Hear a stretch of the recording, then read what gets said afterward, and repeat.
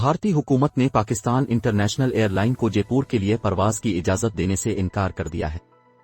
نجی T V ARY news کے مطابق بھارتی سول ایوی ایشن نے PIA کی پرواز کو جے پور ایئرپورٹ پر لینڈنگ کی اجازت نہیں دی۔ PIA کی خصوصی پرواز کو کل صبح کراچی سے لاہور اور پھر لاہور سے جے پور کے لیے روانہ ہونا تھا۔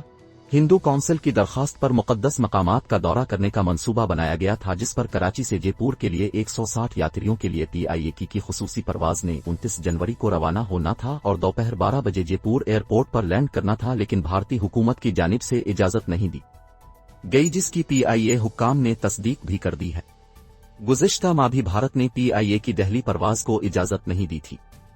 عرب اتحاد کا حوثیوں کے خلاف آپریشن، 190 دہشت گرد ہلاک، 29 گاڑیاں بھی تباہ۔